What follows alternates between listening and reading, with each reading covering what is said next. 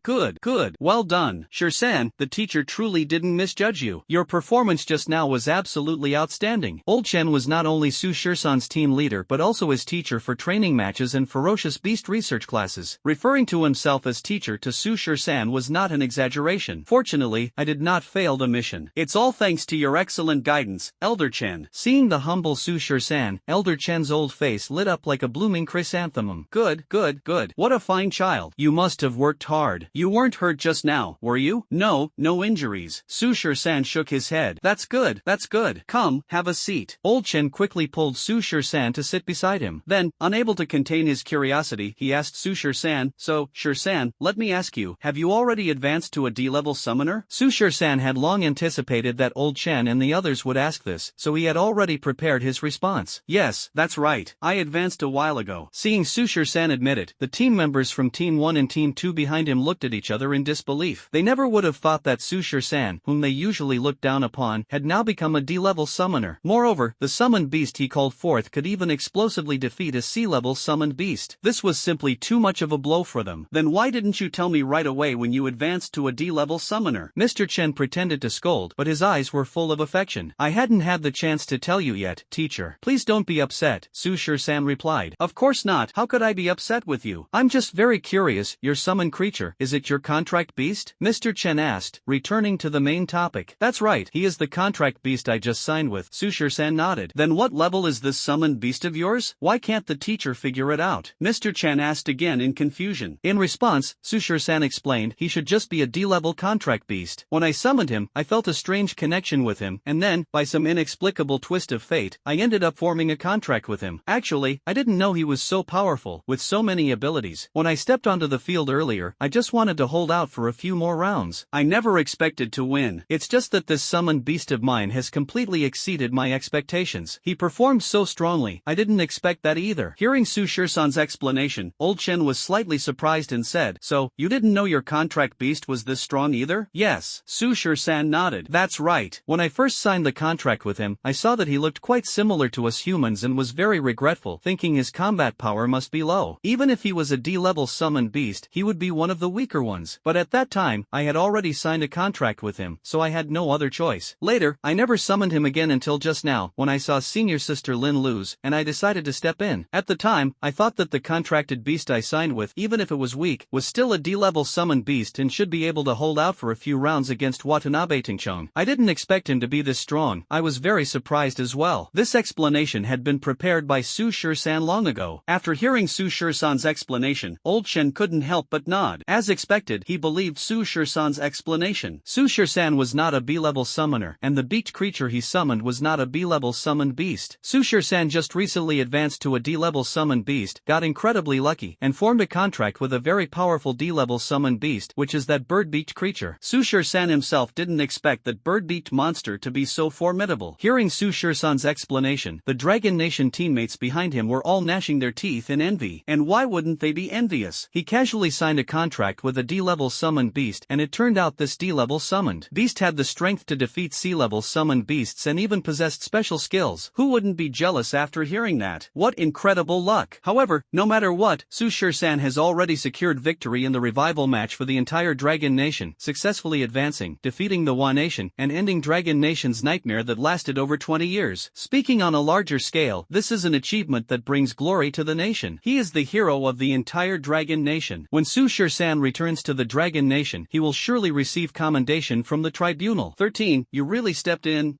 You're really lucky. Teacher is truly proud of you. Old Chen patted Su Shi-san on the shoulder again, liking him more and more the longer he looked at him. Sometimes, luck is also a part of strength. For Su Shi-san to be able to contract with such a powerful spirit beast is also a reflection of his own strength. For him, it's a good thing, and for the entire Long Nation, it's also a good thing. Just a fluke. Faced with Elder Chen's constant praise, Su Shi-san could only respond with continuous modesty. You've won the revival match for our Long Nation and successfully advanced to the second round. Teacher really doesn't know how to thank you. Having a young talent like you in our Long Nation is truly a blessing for the nation. Elder Chen once again expressed his gratitude to Su Shi-san with excitement. Actually, it's no wonder Old Chen was so excited. You have to understand, 20 years, a full 20 years. The Dragon Nation participated in 7 summoner tournaments, ranking last in all 7, despised and ridiculed. But now, who would dare to mock their Dragon Nation again? Not only that, with this victory, the Dragon Nation now has 3 years to recuperate and rebuild, and the hope of returning to their former glory. This is a great fortune for the Dragon Nation. How could this not make Elder Chen extremely excited? Elder Chen, there's no need to thank me. It's mainly because of your excellent guidance, Su Shi-san said humbly once again. As for Elder Chen, he kept holding Su Shi-san's hand, his expression both excited and joyful, even happier than when he got married and entered the bridal chamber back in the day. By the way, 13, what happened to the first summoned beast you called out? It doesn't seem to be your contracted beast, does it? At this moment, Old Chen curiously asked again. As a substitute player for the second team, Su Shi-san usually had to participate in practice matches. Being Su Shi-san's practice match instructor, Old Chen naturally knew about the 2 summoned beasts Su Shi-san had previously contracted with. But that first one Su Shi-san summoned, the scrawny, skeletal figure, Old Chen had never seen before. Not only had he never seen it, but Old Chen couldn't even figure out what type of summoned beast that thing was. It looked somewhat human, wasn't very strong in attack, yet no matter how much you hit it, it wouldn't die like an undead creature with immortality. Hearing Old Chen ask again about the origins of 096, Su Shi-san felt a headache coming on. After obtaining the system, it had domineeringly erased the 2 contracted beasts of the original Su Shi-san, San, even wiping out the contract slots in his sea of consciousness. Su San had no idea how to explain this to Old Chen. He had no choice but to say that summoned beast was randomly summoned by me. I just felt a mysterious connection with it, so I summoned it. After casually coming up with an excuse, Su San planned in his heart that when he returned, he must come up with a flawless excuse to cover up the fact that he had obtained the system and could summon containment objects and keep it hidden, or rather, fabricate a beautiful lie to make them believe it. That way, in the future, when summoning containment objects again, he could do so openly without needing to explain to them anymore. A mysterious connection with it? What kind of connection? Elder Chen frowned. I don't know either. Anyway, it feels very strange. Su San continued to act mysteriously. Alright, I won't ask too much. Everyone has their own little secrets. I'm happy for you that you're becoming stronger. Old Chen didn't press further. However, Old Chen was still very curious about the two summoned beasts Su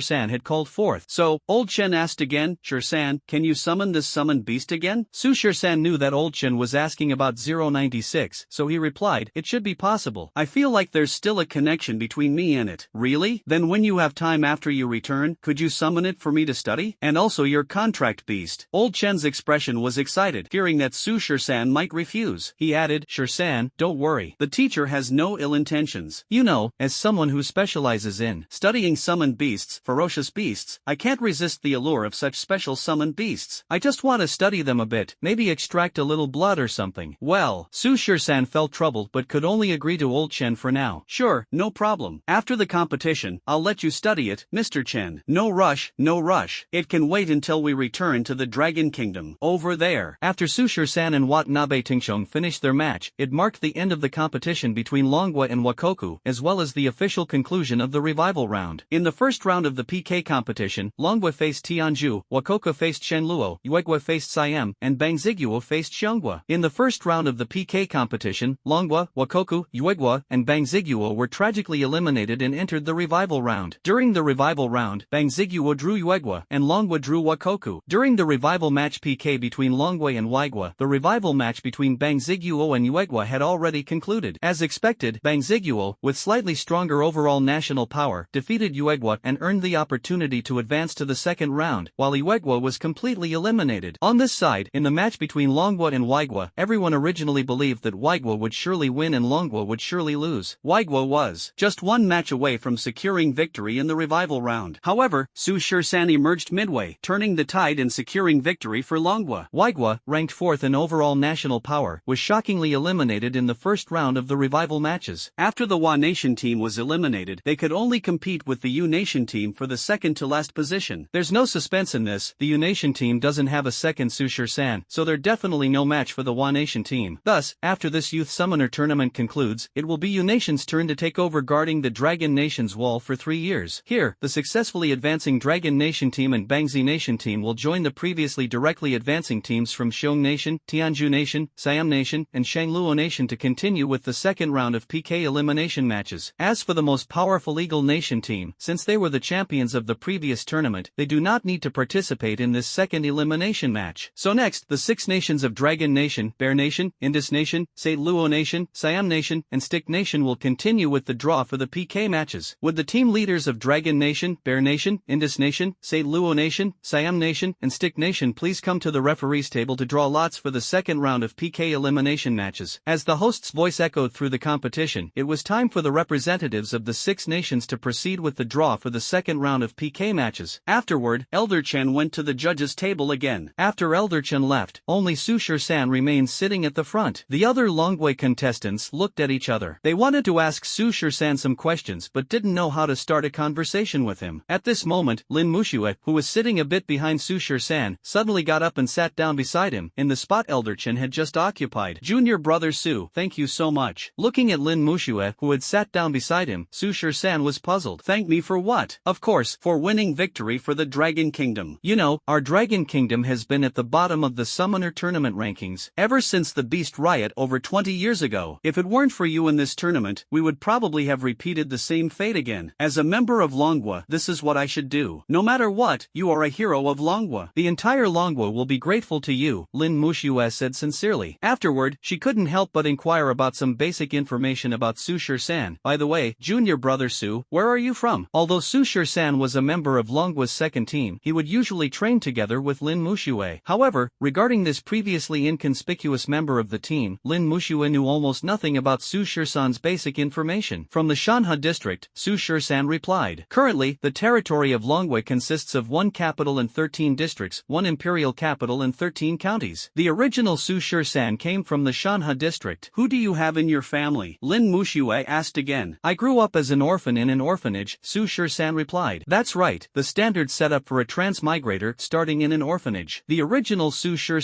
grew up in an orphanage. At the age of 13, he awakened the dimensional body, a body capable of absorbing dimensional energy, and caught the attention of a summoner training lieutenant colonel in the Shanhe district, officially beginning systematic training. Due to his outstanding performance in school, he reached the rank of E-level summoner at the age of 17 and was selected by the national team, becoming a member of the national training camp. Lin Muxue also knew about what happened afterward because she was also a member of the national training camp. However, Su Shisan's performance was average, and he was only selected as a member of the second team. Lin Muxue, on the other hand, performed exceptionally well and, as one of the few D-level summoners, became a core player of the first team. In fact, if this were more than 20 years ago, when the Dragon Nation was one of the 3 major powers, E-level summoners wouldn't even qualify as substitutes. Even Lin Muxue would barely make it as a substitute for the second team. But times have changed, and now the main players of the Dragon Nation's first team include only 3 D-level summoners. An orphan? I'm sorry, junior brother Su, senior sister didn't mean to touch a sore spot. Lin Muxue apologized. Lin Muxue referred to herself as senior sister in front of Su Shisan because, in the training camp, she was the senior-most member among all the team members of this cohort. Therefore, usually, team members like Su Shisan would address Lin Muxue as senior sister. It doesn't matter. Su Shisan shook his head at Lin Muxue, indicating it was no big deal. Then, Lin Muxue asked Su Shisan a few more questions. The Dragon Nation team members behind them, seeing senior sister Lin Muxue chatting enthusiastically with Su Shisan, exchanged glances with each other and didn't dare to step forward to interrupt. Soon, Elder Chen, who had gone to the referee's table to draw lots, also returned. Seeing Mr. Chen return, several team members from Longhua hurriedly asked with concern, Mr. Chen, how did it go? Who did we draw for the second round? Coincidentally, we drew Tianju again, Mr. Chen replied. Tianju again? In the first round of eliminations, Longhua had already drawn Tianju. Tianju's strength is slightly inferior to that of Hua, but it is still not something the current Longhua can contend with. The kingdom of Tianju has 6 D-level summoners, even more than the kingdom of Hua. In fact, if it weren't for the presence of a C-level summoner, Watanabe Tingshon, holding the line for the kingdom of Hua, their overall strength would actually be inferior to that of the kingdom of Tianju. After all, in the kingdom of Hua, apart from Watanabe Tingshon, there are only 4 D-level summoners. Therefore, in the first round of eliminations, the kingdom of Tianju sent only their 3rd strongest, Charlie Lu, and their 2nd strongest, Poston, to defeat the Dragon Kingdom. Unexpectedly, in the second elimination match, they faced the kingdom of Tianju again. What a narrow road for enemies to meet. However, this time, facing the kingdom of Tianju again, the Dragon Kingdom was clearly very confident, because Su Shisan had just defeated the kingdom of Hua, which was even stronger than the kingdom of Tianju, a kingdom of Hua that had a C-level summoner. As for the kingdom of Tianju, they didn't even have a C-level summoner, and their strength was inferior to that of the kingdom of Hua. Therefore, facing the kingdom of Tianju again, the Dragon Kingdom contestants are particularly confident. They all expressed, "Don't worry, now that we have 13, dealing with the kingdom of Tianju won't be a problem." That's right, the kingdom of Tianju doesn't even have a C-level summoner. They're no match for 13 at all. Watanabe Tingshong from the Hua Kingdom was defeated by 13, so there's nothing to fear from the Tianju Kingdom. This year's summoner tournament, with 13 here, we will definitely make it into the top 4. Tomorrow's match against the Tianju Kingdom, I want to go first, and 13 can be saved for the finale. Exactly,